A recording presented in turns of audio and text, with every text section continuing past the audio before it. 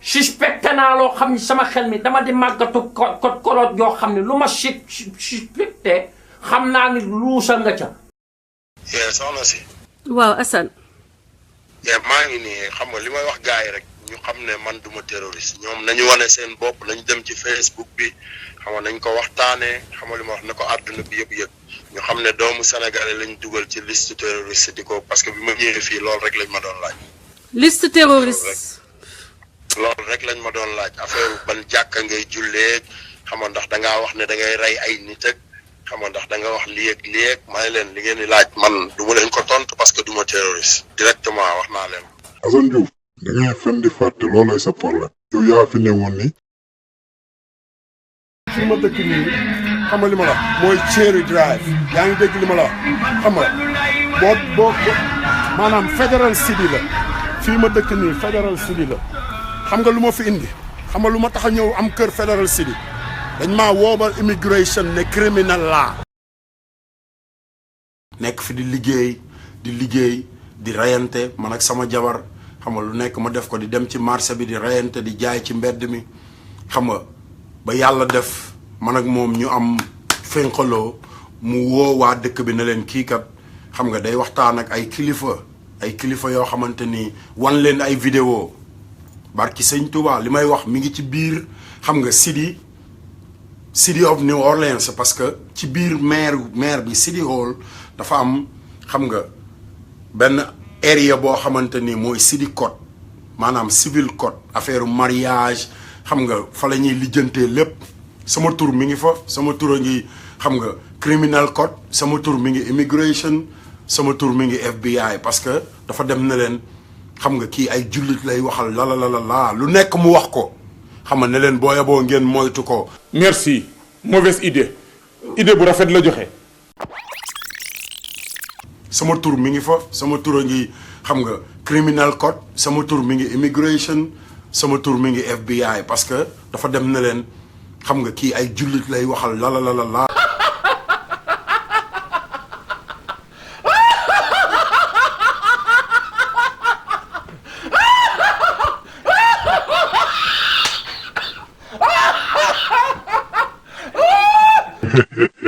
Assane Diouf waa yow ñaata yoon la nit di reporté comme terroriste nga ne sa jabar moo la reporté comme terroriste ngay wax ak jullit yee kërti nga génnati fii 2 mois après loolu nga wax nekk ambassade Sénégal moo la reporté terroriste. ambassade Sénégal la ñoom ñoo ma boole. dès le départ wax bi leer na nañ waxoon naa leen ko ci vidéo yu njëkk yi Assane Diouf kenn mësu koo jàpp pour des histoires liées au terrorisme. Le 9 juin ak le 13 juin moom moo wax ci gémminam que jabaram ex-femme moom moo ko boole comme état un terroriste déglu leen ma bu baax laa wax le 9 juin ak le 13 juin 2017 2 mois après lan la Assane Diouf wax ni que moom lañ ko jàppee pour ñibbiloo ko Sénégal. maa ngi nii xam nga li may wax gars yi rek ñu xam ne man duma terroriste ñoom nañu wane seen bopp nañu dem ci Facebook bi xam nga nañ ko waxtaanee xam nga li ma wax ne ko àdduna bi yëpp yëg ñu xam ne doomu sénégalais lañ dugal ci liste terroriste di ko parce que bi ma ñëwee fii loolu rek lañ ma doon laaj. liste terroriste. loolu rek lañ ma doon laaj affaire ban jàkka ngay jullee xam nga ndax da ngaa wax ne da ngay rey ay nit ak xam nga ndax da nga wax lii ak maa ngi leen li ngeen di laaj man du ma leen ko tontu parce que du ma terroriste directement wax naa leen. waxoon naa leen lu dul dëgg du yàgg sénégalais yi lien bi lié Assane Diouf ak Françoise Hélène Gueye mooy ni que Assane Diouf fii ci Amérique kenn mësu koo téye pour des histoires liées au terrorisme déedéet Assane Diouf problème mu këyit la amoon depuis août 2010 loolu lañu téye Assane Diouf kii nii ngeen di gis nii moom moo doon jabaru Assane Diouf ex Kendra Diouf déportation Assane Diouf ndaw si moo ko waral et ça remonte d'août 2010 dama génn kaso deful juróom-ñaari fan wala juróom-ñetti fan alaaj baari génn àdduna. on va vous prouver nan le système américain bi di doxee grâce à une vidéo bu Baba Aïdara defoon au lendemain ba ñu jàppee Assane Diouf maanaam le 19 août nii le système américain bi di doxee. moom laa wax Baba Aïdara du ma jëw kenn ba ma ko wooye dama ko ne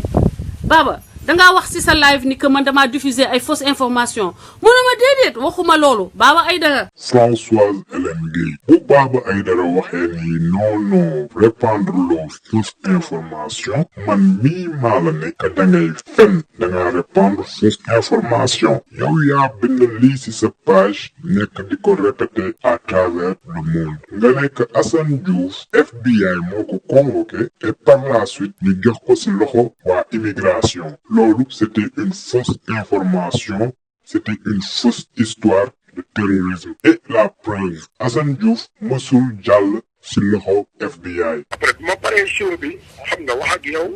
xam nga toog toog sama kër xam nga ci poche bi. ma dégg kuy fëgg. ma ñëw ubbi bunt bi ma ñëwee ubbi window bi ma gis xam nga ñu wër kër gi yëpp xam nga ma génn waa ji wax ma beneen tur la ma wax ne moom lay seet ma ne ko non I was waiting for you I've been waiting it's not ma ne ko you work for ICE ma ne ko maa ngi nen Issa Sane xam nga mu daal di génne enveloppe bi wan ma sama photo ma ne ko yee man maa ngi la doon xaar moom ci boppam sax dafa jaaxle. lu tax nga ma doon xaar ma ne ko parce que dañ ma menacé sama dëkk wax ci rajo yeeg télé yëpp ne man terroriste laa dinañ ma jël si. merci mauvaise idée bu rafet la joxe. après bi ma paree show bi xam nga wax ak yow xam nga toog sama kër xam nga ci poche bi. ma dégg kuy fëgg. ma ñëw ubbi bunt bi ma ñëwee ubbi window bi ma gis xam nga ñu wër kër gi yëpp xam nga ma génn waa ji wax ma beneen tur la ma wax ne moom lay seet ma ne ko non I was waiting for you I've been waiting it's not ma ne ko you work for ICE ma ne ko maa ngi nen Issa Sane. mi ngi ni Assane Diouf de sa propre bouche le lendemain ba ñu ko jàppee wax na Sénégalais yëpp que immigration ñoo ko jàpp moom mooy waa ICE moom mooy police u immigration ñooñu ñoo ko jàpp FBI mësul teg loxoom si Assane Diouf ngeen dégg si audio yi Assane Diouf ne leen immigration moo ko téye Françoise Hélène sax si boppam nee na leen que immigration moo téye Assane Diouf. Assane mu ngi ci loco immigration léegi maa ngi leen di passe Assane. immigration problème ñaari yoon yi ma am immigration problème yëpp dañ may boole. Sénégalais yéen mën ngeen bañ a comprendre ndaxte États-Unis dafa am ay police yu bëri waaye police buy lijjanti ay mbirum terrorisme FBI la du immigration moom mooy lijjanti say problème mu këyit dafa mel ni boo nekkoon dans d'autres pays de l'Europe ou du monde préfecture de police moom mooy lijjanti say mbirum këyit du par exemple gendarmerie wala douane wala police municipale ñoom ñooy lijjanti say këyit. FBI si biiram dafa am branche bu nga xamante ne moom mooy lijjanti dossier terrorisme du ICE du immigration donc foofu la Françoise Hélène juumee si ay fenam yi mu digal Assane Diouf ndaxte dégg ngeen si début vidéo bi Assane Diouf moo jël téléphone am woo Françoise Hélène wax ko li muy wax ndaxte moom c'était un moyen pour jot si Macky Sall. bu soppeeku ba ñëwee téema Amérique. bu soobee yàlla li ñu yow laa njëkk a woo téléphone. yàlla nañu yàlla lafal cat lay wax parce que cat moo sew. ma ne te gaaw ñuy wax naan dimbaliwuloo ma keroog bañ ma téye Amérique. voilà Malick laa woo bi ma coupé ak Malick dama la woo nga ne ma Assane lan ma ne nga ne ma maa ngi nii xaw ma dama doon préparer lan mais damay dugg live léegi. noonu laa toogee ci saa si solo. waaw daw ma def danga toog laa. voilà xam nga. ma expliqué la ni détails yi demee nga ne ma carrément xam nga li ma la wax xam nga waxal lii ak lii ak lii. Baba mu may ma wax ma expliqué gars yi ni que man waxuma lenn lu ma Assane wax loo te Assane moo woote wax en direct après ma commenté ay information Assane. ma expliqué la ni détails yi demee nga ne ma carrément xam nga li ma la wax xam nga waxal lii ak lii ak lii. loolu ñii ci gannaawam toog seen divan ba mel na xamuñu dara te pourtant 2 minutes avant day déggante ak moom téléphone ñu concorde lépp ba mu taxaw mu ñëw mel na ko ci xamul dara ndeysaan. Tyler, close the door please. yaa ngi ci biir dugg nga. waaw maa ngi nii dugg mu ngi dugg na waaw chers amis. commencé dugg rek nga wax ak man loolu. waaw maa ngi xaar gars yu dugg xam naa heure bi ñi nekk en ligne bëriwul mais mbokk yi li ñu doon xalaat moo am Macky Sall en toute lâcheté Macky Sall foo leen ko natt weesu na ko donc Macky Sall dafa signalé Assane Diouf comme étant un terroriste mu signalé Assane Diouf comme étant un terroriste. Assane Diouf actuellement mu ngi ci service immigration. yéen ñëpp xam ngeen ni que Assane is not a terrorist. Everybody knows that. C'est un public ennemi, l'ennemi de Macky Sall, l'ennemi personnel du régime. Léegi dañ koy jéem a set up pour que États-Unis considèrent que Assane est un terroriste. Yéen ñëpp xam ngeen ni que Assane n'est pas un terroriste. Tout le monde sait que Assane n'est pas un terroriste. Léegi donc il est actuellement dans les services de l'immigration pour donc Macky Sall dafay essayer noonu pour que bu gëmloo nit ñi que Assane est un terroriste ñu mun ko livrer Assane mu mun ko def lu ko neex. Donc nous sommes en direct avec Assane mu ngi ci local immigration léegi maa ngi leen di passe Assane mu wax leen lui-même ce qui est en train de se passer. xeex bii nii mun nga ko yóbbu foo xam ne man mënuma ko fa yóbbu xam nga man du ma xëccoo lenn parce que nit ki da ngay wax dëgg. Baba Aïdara moom a gën a yàgg Amérique Baba Aïdara xam na partout fii loi yi nu muy demee ak nañ koy nañ koy lijjantee xam na fan la war a dem man François sama bonne volonté laa am donc Assane Diouf soxla na Baba Aïdara step in ci xeex bi. Le cas de Assane démb bi nu génnee information bi on a tout de suite parlé de terrorisme bi nu waxee terrorisme bi aussitôt ñu ni mu ngi ci service de l'immigration. Terrorisme benn branche moom moo am pouvoir fii ci dëkk bi di dox mbirum terrorisme te branche boobu dafa am benn section spécialisée bi nga xam ni affaire terrorisme la nekk mu nekk ci biir branche boobu benn section la bu nekk ci biir FBI. Donc FBI rek mooy waxu terrorisme moo tax démb ma def benn post ma ne nit ñi bu ñuy wax nañu wax li ñu xam. Terrorisme c'est tellement sérieux ci dëkk bi que dès l'instant que ni joxoñ Baba Aïdara que mbirum terroriste balaa ñuy comprendre ki nangam Amérique loi bi après le 11 septembre c'est d'abord de sécuriser les États-Unis, c'est de mettre la main sur Baba Aïdara aussitôt avant ñuy xam Baba Aïdara lan mooy tànkam lan mooy jóg-jógam. Ça c'est le comportement américain après les attentats du 11 septembre. Assane ñi ko njëkk dem arrêté ji du immigration non du immigration ñi war a dem kër Assane te nu boole Assane waxu terrorisme FBI la. coow li bi mu amee nag j'ai contacté fi nga xam ni man am naa possibilité pour ma mën a def vérification bi ndegam affaire terrorisme nañu arrêté Assane ma woote ci court bi Supreme Court bi nga xam ni moom moo nekk ci Louisiana 17 juges la am bi ma jotee le cabinet de Carl Stewart malheureusement j'ai pas ma carte ici si nañ ma laaj suma carte de presse mes coordonnées et autres ma jox leen ko ñu ni ma samedi la donc moom ndaw si daf fi nekk rek ba 12 heures à partir de 12 heures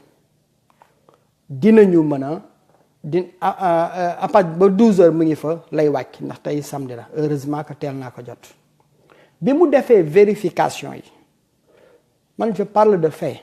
nekkuma ci polémique yi kurti yooyu dame bi ni ma juge chief justice bi Carl Stewart deful benn mandat d'arrêt concernant le terrorisme fii durant ces 6 derniers mois yi te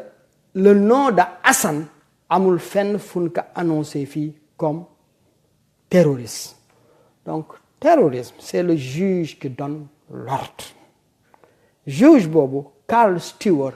joxewul boobu ordre ndaw si ni ma taxawal comme il y a 17 juges ci code bi nañu seet parce que dañuy share information te moom moo koy centraliser est-ce que ci 17 yeneen juge amul ko joxe ordre bi mu vérifier ni ma finalement amul kenn ku ci joxe ordre pour ne arrêter un certain Assane Diouf. Donc en termes clairs, il n'y a pas un juge fédéral bu ni nañu arrêter Assane pour mbirum terrorisme. Arrestation kooku juge moom moo koy signé.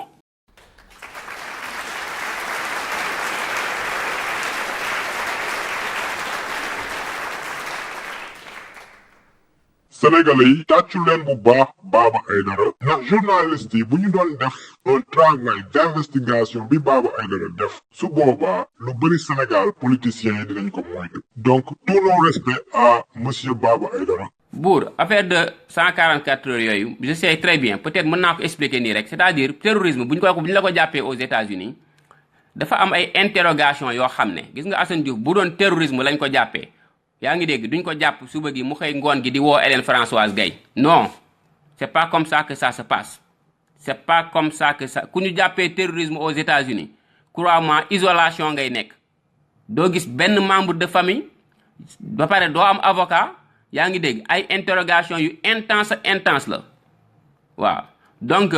kon ñu ne Assane Diouf terrorisme lañ ko jàppee mu xëy di woote loolu kon loolu histoire la loolu c'est faux. dès le départ laa xam ne si it was fake si laa dem si sama page Facebook ma ni nit buy wax day bind lu mu xam luwaawu terrorisme bés bu la jàppee 96 heures minimum tu dois être en isolation 144 heures maximum en isolation ça a été voté par Bush en 2000 ñu bëgg ma wax kooku mu ngi fan. ba bàyyi Assane ku si nekkee ngi wax Assane dafa amoon caisse immigration amoon benn déportation bu pending. ñooñu ils ont vu que ni Assane avait déjà un cas foofu ci immigration donc Assane dafa nekkoon en situation de déportation parce que njëkkoon na fi am jabar dugal ay papiers ni rejeté ko Assane amoon na ay problème de famille comme ñu ko bare di amee donc fiché nañ ko dugg na ci yooyu ba nu bel ka out waxuma ko mais man xam naa ko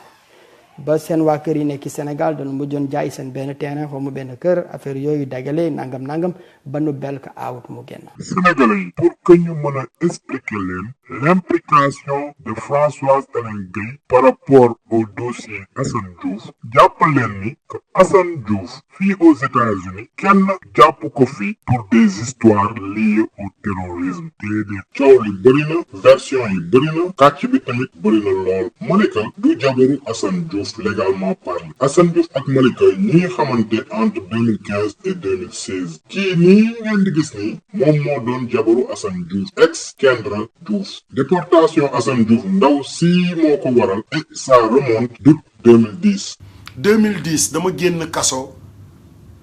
deful juróom-ñaari fan wala juróom-ñetti fan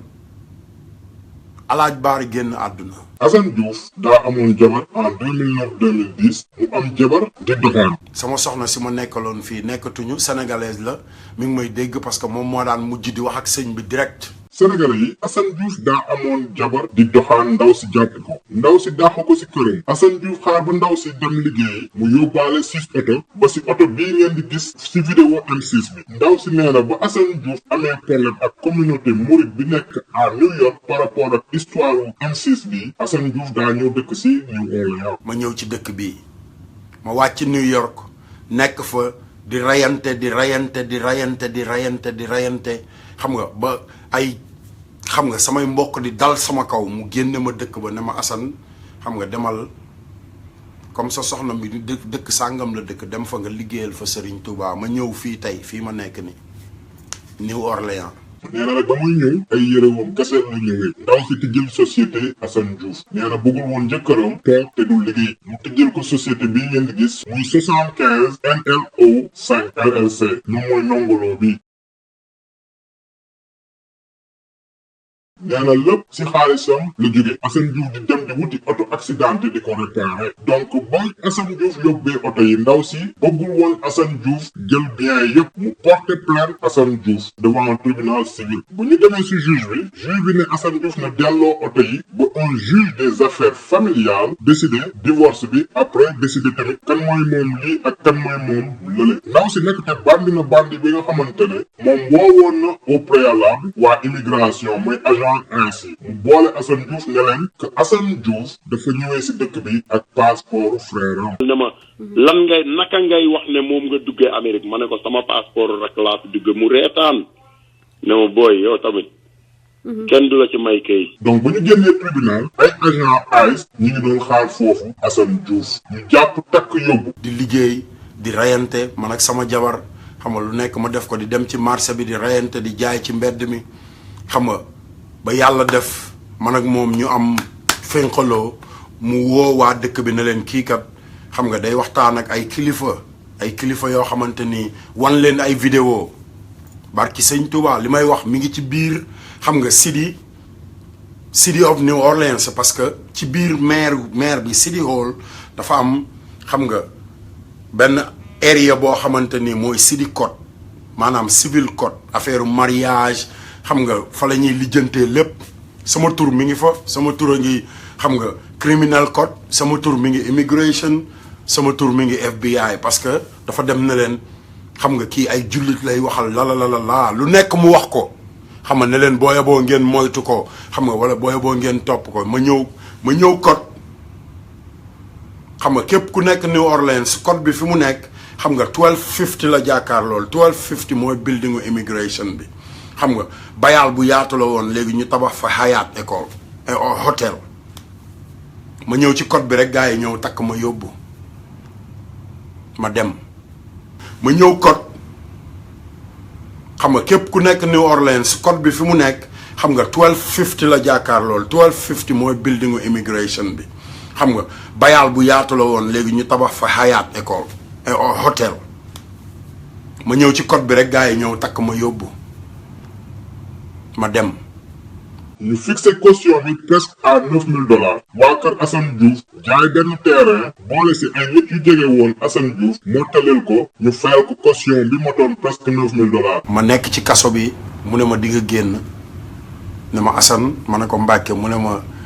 di nga génn. mu génn ñooñu ba tey jotuñu seen xaalis suñu fenkat international amaat rendez-vous pour la deuxième fois devant un juge des affaires familiales ñu génn si tribunal bi ex-femme bi Kendra ak famille yam ak faram bu bees nekk di kokkali ak cokkaas Assane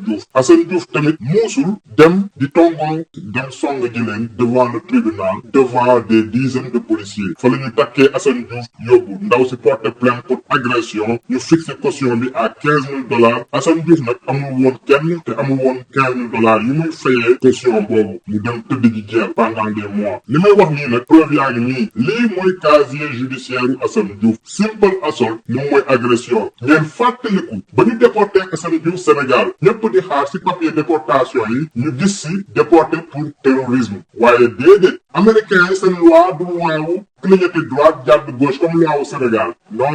li ñu si bind li ñu déporté Assane Diouf te journaux yëpp bind ko te muy dëgg mooy ni agression contre son ex-compagne maanaam jabaram ak séjour irrégulier maanaam passeport frère bi mu jël dugg si dëkk bi loolu lañ ko rapatrié te preuve yaa ngi nii. foofu nga teg sa tànk ay xaaxaama fa ne ku leen jàpp fenkat ku leen ba fenkat ku leen jàpp tilian ku leen ba bayu tilian.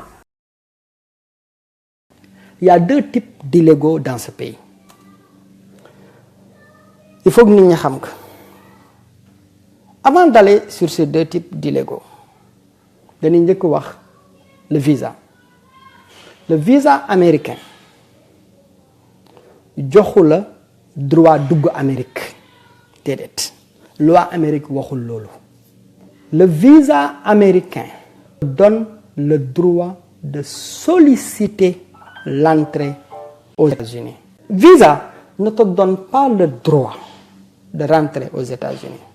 Visa daf lay jox le droit de solliciter l'entrée aux États-Unis. Boo ñëwee ba ci port d'entrée bi si la kooku di décider ndegam yow war nga dugg wala doo dugg wala mu ni la dina la bàyyi nga def ñaari fan wala dina la bàyyi nga def juróom-benn weer mooy maximum bu la mën jox ndaxte loi wu Amérique dafa ne nit bu vivre légalement plus de 6 mois dans ce pays dafa war a solliciter la carte verte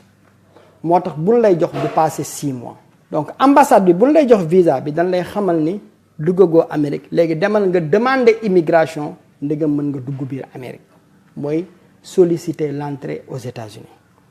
Maintenant il y a 2 types d'illégaux aux États-Unis. dafa am illégal bi nga xam ne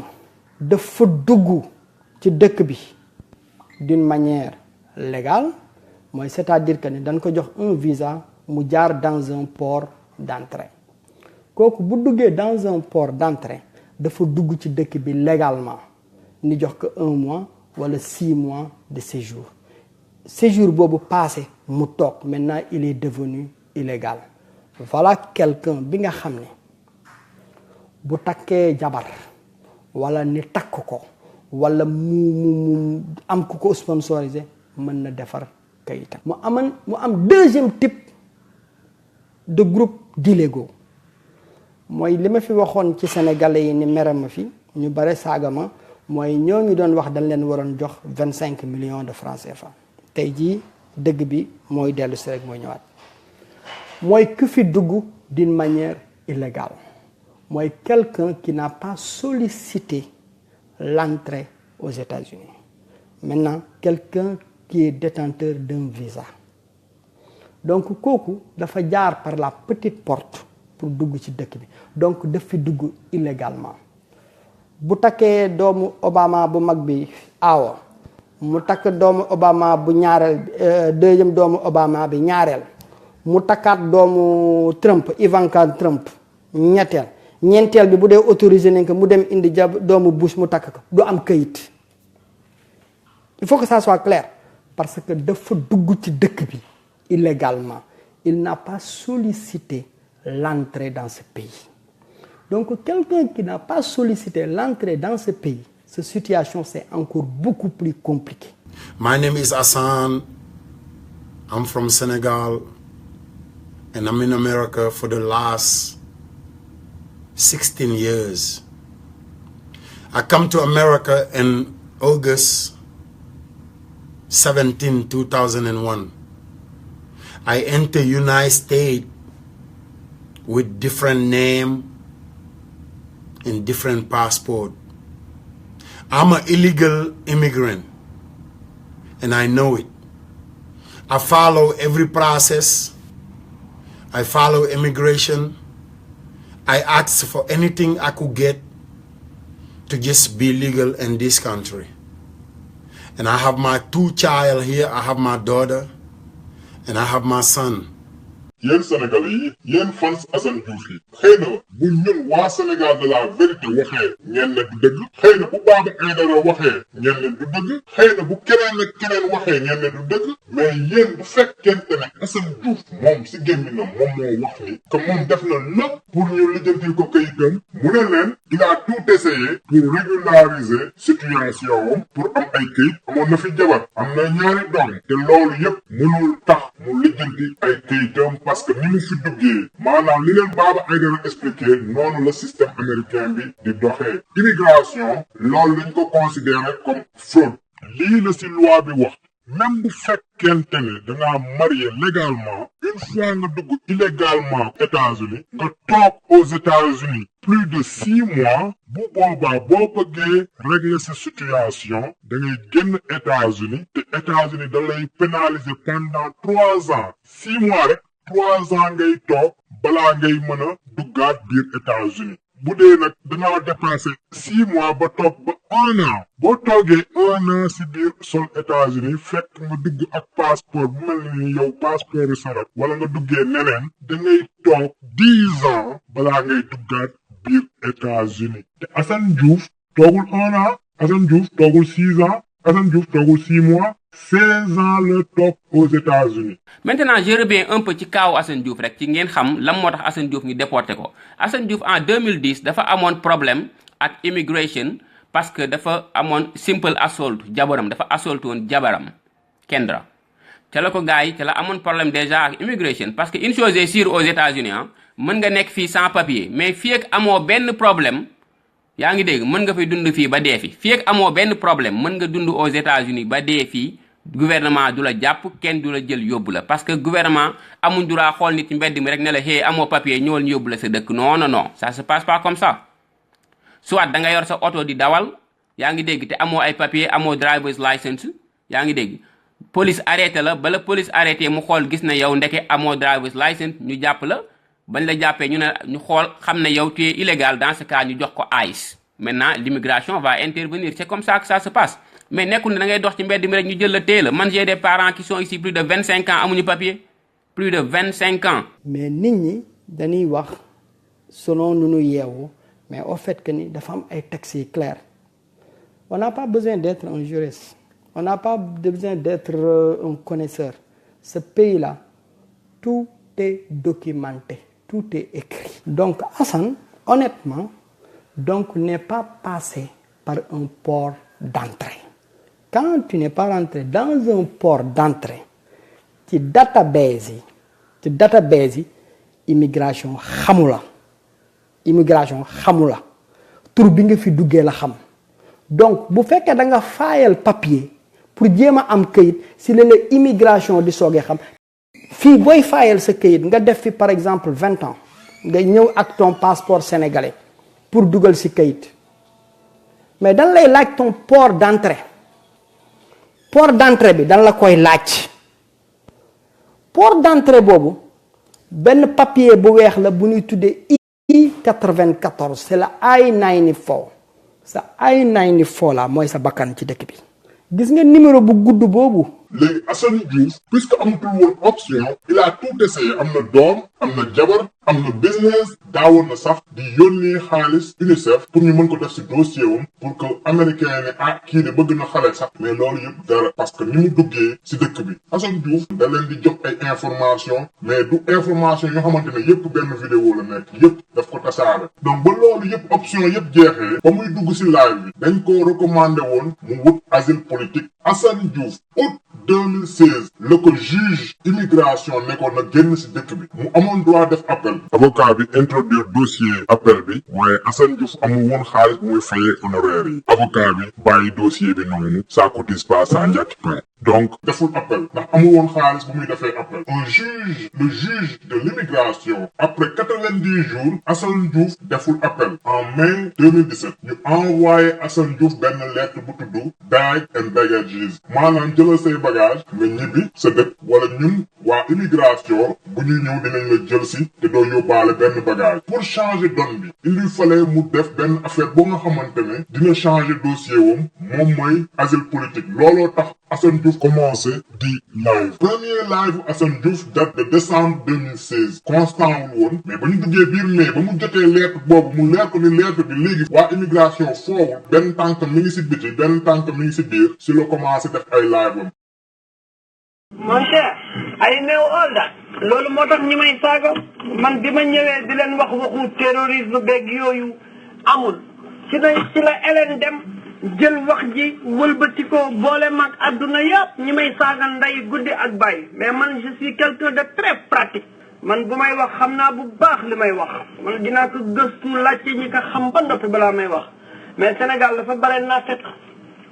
yow sa bopp gis nga nin ma doon saaga comme c'est pas possible. Sénégalais yi yéen ñi doon yëg lu nekk Baba Aïdara di ko saaga boo leen di ay jullit war ngeen dem baalu ak nit kooku surtout yow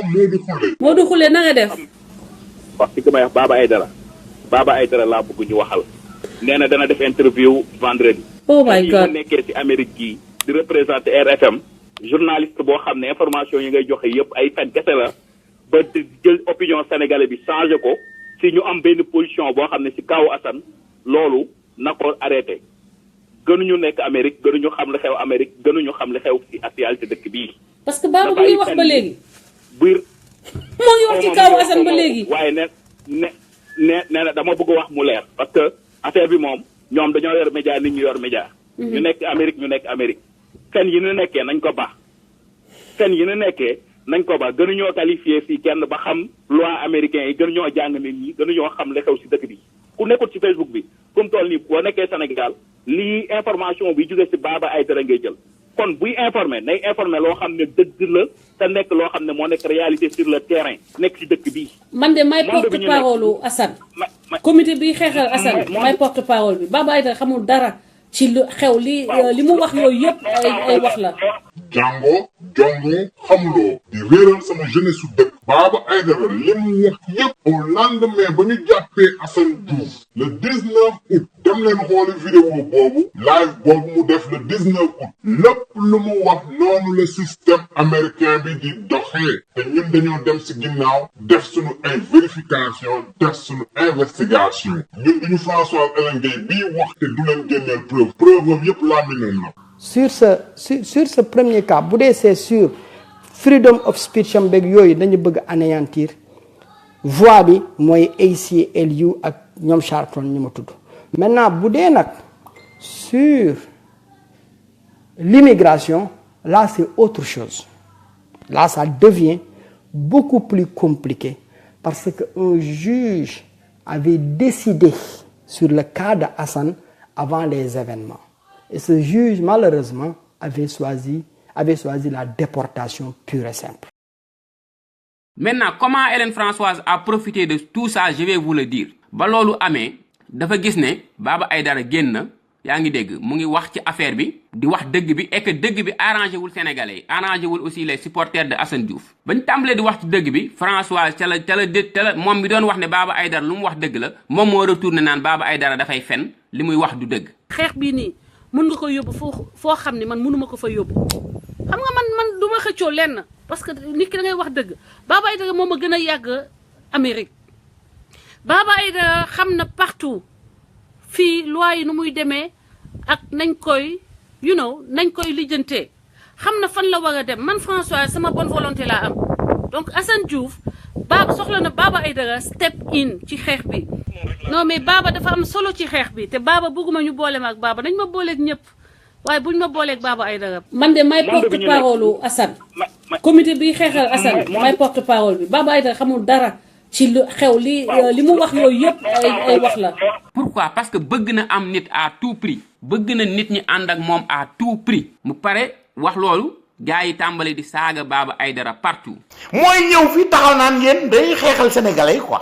toog fële ca Amérique ca divan boobu di régler ay business am di régler pour agsi pour àgg 100 000 abonnement yooyu ci Facebook am yéen ñi nga xam ne dama leen koy rappeler demoon ngeen def fa like ba ngeen def ko ca aimer page boobu dem leen ngeen dindi ko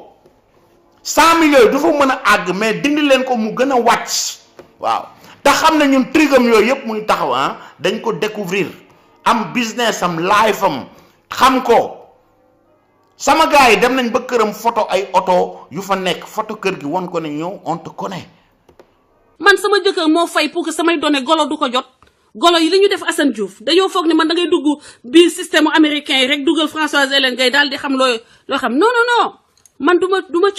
nit ku ñuy gëstu comme ça nga jot samay biir sama jëkkër dafay fay extra pour que doo leen ma mën a gëstu parce que xam na ci lan laa nekk te doo leen may loolu. parce que mu ngi fay une bande de malfrats fii Amérique ñu ñuy salir di ñu fenal te di ma won ni que xam nañu fan laa dëkk di ma won ne xam nañu ban oto laay dawal kon loolu c'est une responsabilité boo xam ni ma bëgg ngeen jàpp ko.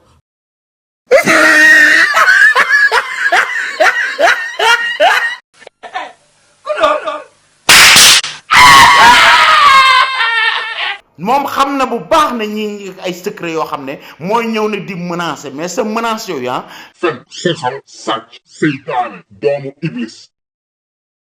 loolu ñii ci gannaawam toog seen divan ba mel na xamuñu dara te pourtant 2 minutes avant day déggante ak moom téléphone ñu concorde lépp ba mu taxaw mu ñëw mel na ko ci xamul dara ndeysaan. liste terroriste. loolu rek lañ ma doon laaj affaire ban jàkka nga. bàyyi Assane ku si nekk ngi wax Assane dafa amoon caisse immigration amoon benn déportation bu pending. non est-ce que non attends loolu attends Abdallah non parce que là tu vas donner parce que loolu gëwuma ko gëwuma ni c'est stratégique d'en parler de dire que y avait un case. non même bu amutoon case parce que man. mais est-ce que vérifier nga loolu. Hélène da nga may poser question ma àggale. waaw non dama lay laaj fan nga jëlee information yooyu que Assane dafa amoon case bu pending. yow xam nga j'ai parlé à Assane directement xam nga ko right.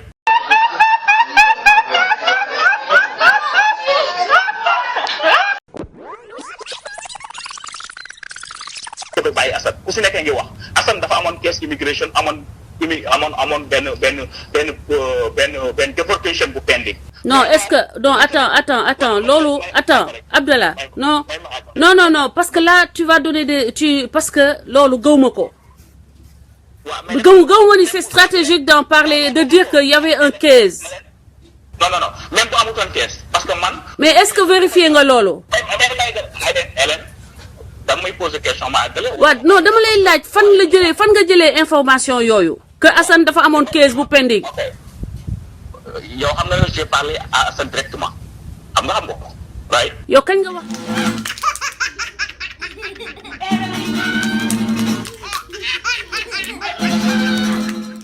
yow kañ ngeen wax.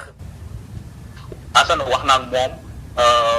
barki démb avant problème bi di am xam nga wala te bu boobu am na lu ñu wax man ak moom. mais wax nag du nekk loo xam ne dafa ko wax ci public bi mais dafa bàyyi ma eggale li may fi ma jëm. non dama bu nekkoon keesam boobu la. ñoom bu nekkoon dañu yàqal Assane ñoom may nañ Assane faveur may nañ Assane possibilité léppam taxaw may nañ ko possibilité mu am protection États-Unis actuellement may nañ Assane possibilité mu mën a génn fi mu nekk ñëw jàkkaarloo état Sénégal di waxanteeg ñoom di jëfanteeg ñoom. Sénégalais yi fenkat rek lay doon xool leen kanamu Françoise Hélène Guèye bi xool leen muy jéem a dagg waxu nit ki ngeen xool si kanamam nii xool leen manière xool leen comment elle est inconfortable xool leen nan lay jéemee dagg waxu nit ki xool leen question yi mu koy poser pour mu mën a dagg aleeru nit ki pour nit ki bañ a wax ji Abdallah li muy wax nii looloo am mais jàpp leen ni Abdallah ak Françoise Hélène Guèye dañoo waxtaan balaa moom muy dugg live Françoise Hélène Guèye. léegi xam nga lu tax ma sëñ bi ma la yow xam nga nu mu demee parce que maag yow ba may laata dugg live wax nañu. Françoise Hélène Guèye la majeure partie de ñiy dugg si live da leen di woo ba pare dañuy waxtaan ba pare balaa ñoom ñuy dugg Françoise Hélène Guèye xam na bu baax ni Assane Diouf dafa amoon cas bu yàgg kaayu immigration maanaam waa immigration dañoo yónnee lettre Assane Diouf benn lettre bu tudd Bag and Baggages maanaam lettre bi lu muy wax mooy ni jëlal say bagage nga dem ñibbi wala d'ici 90 jours bu jël si la waa USCIS dañ lay may benn délai 90 jours bu 90 jours yooyu passé xamal ni à tout moment waa ICE mooy agent immigration yi dañuy lay ñëw takk yóbbu. No, I was waiting for you. I've been waiting. It's not, ma ne ko you work for ICE. Ma ne ko maa ngi ne Loussa Sane xam nga mu daal di génne enveloppe bi wan ma sama photo ma ne ko man maa ngi la doon xaar moom ci boppam sax dafa jaaxle. léegi nag cas boobu moom la Abdallah bii di wax dafa amoon case pending moom mooy ni Assane Diouf kaawam mi ngi woon en cours te Françoise Hélène Guèye Assane Diouf wax na ko ba mu duggee prison Françoise Hélène Guèye modifié histoire bi ne ko bul wax ni immigration lañ la téye da ngay wax ni que pour terrorisme la. man keroog ba ñëwee téye ma Amérique. bu soobee yàlla li ñu yow laa njëkk a woo téléphone. yàlla nañu yàlla lafal cat lay wax parce que cat moo sew. ma ne te gaaw ñuy wax naan dimbaliwuloo ma keroog bañ ma téye Amérique. voilà Malick laa woo bi ma coupé ak Malick dama la woo nga ne ma Assane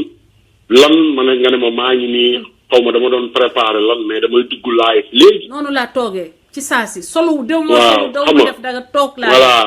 xam nga ma expliqué la ni détails yi demee nga ne ma carrément xam nga li ma la wax xam nga waxal lii ak lii ak lii. yaa ngi ci biir dugg nga. waaw maa ngi nii dugg mu ngi dugg na. waaw chers amis. commencé dugg rek nga wax ak man noonu. waaw maa ngi xaar gars yu dugg. donc nous sommes en direct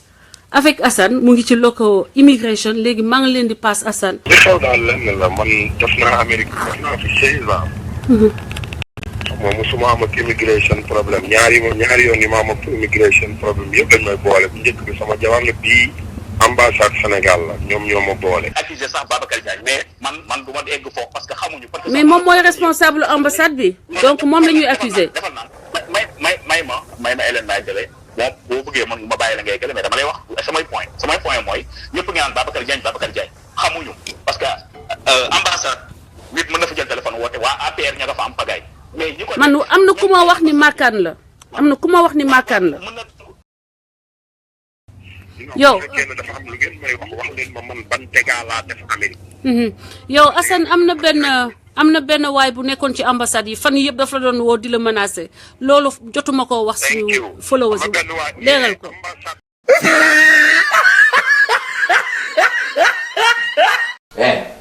bàyyi politique ak conférence bi dégg nga li ma la wax.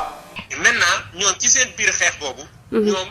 non seulement ñu ngi koy créer ay opportunités. mais en même temps aussi ñoom ñu ngi créer seen bopp c'est un problème parce que li ma dégg su dee dañ ko accuser de terrorisme. ok honnêtement. effectivement. dañ ko accuser de terrorisme. moom man su ma doon moom ak ay avocat am ce qu'on va faire mooy dañuy def benn FOI request mooy freedom of information request. mooy lan am na une loi boo xamante ne aux États-Unis yow loo bëgg a xam si gouvernement bi da ngay def une demande ñu wax la par exemple kan moo ko dénoncé exactement. ak nan la ko dénoncé ak yan papier la ko dénoncé comprendre nga li ma la. soo defee loolu mën na jël temps mais sooner or later yow di nga jot toutes ces informations là. waaw dinaa leen ki nga xamante ne moom moo la dénoncé yow mën nga ko attaquer en justice. effectivement. man Amérique yàgg naa fi. néew ma damay tagg bopp kenn néew ma damay dóor kenn balu fetal. que benn état jël ressortissant jël ko flag ko comme terroriste fen violer moom ci boppam ay loi wu États-Unis parce que fen ak à des autorités je pense que mën na leen indil ñoom ay problème.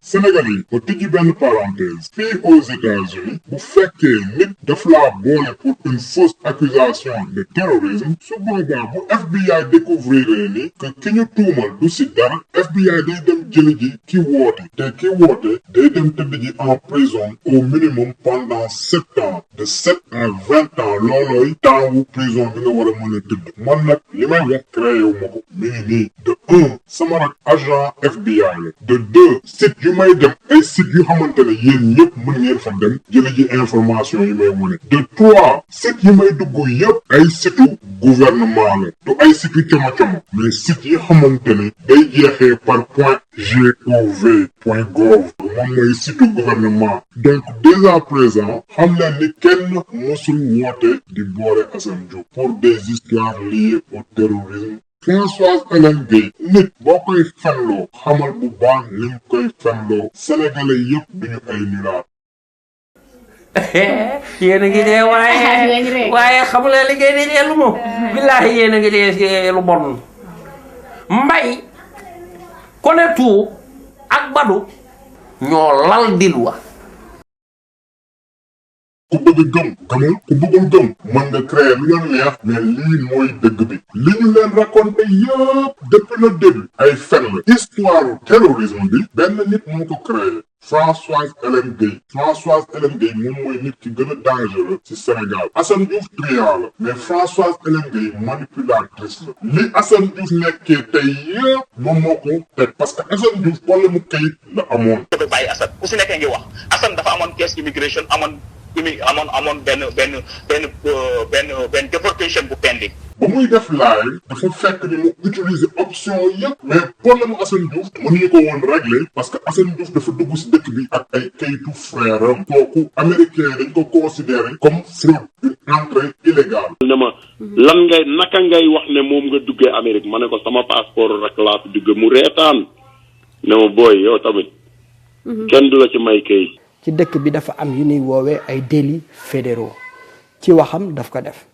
Pour arriver aux États-Unis, il a usurpé l'identité de son frère qui lui a prêté son passeport. Je vais commencer depuis le début parce que defe naa ci la nit ñi di mën a comprendre ah. mbir yi fi mu commencé mooy moment bi nga xam ne Assane Diouf mi ngi woon fii aux États-Unis déjà. di wax di live di saaga. képp ku xool Assane Diouf avant muy jokkoo ak Hélène Françoise ak Assane Diouf après ba mu xamee Hélène Françoise c'est deux choses différentes. te li ngay wax muy dëgg tamit frère Zahmet sénégalais yi li Zahmet wax nii mooy dëgg. Assane Diouf ñu bëri si yéen xamoo leen le vrai Assane Diouf. Assane Diouf bu njëkk bi ok Assane Diouf triant la woon Assane Diouf daawoon na fen wante Assane Diouf daawul woon saaga. Assane Diouf c'était juste un petit triant petit ou grand triant ni ñu ko mën a waxee. Assane Diouf un mois avant muy xamante François Terente yi kii moo doon Assane Diouf. demal woo leen fuck astafurlah rus naa ñi may seetaan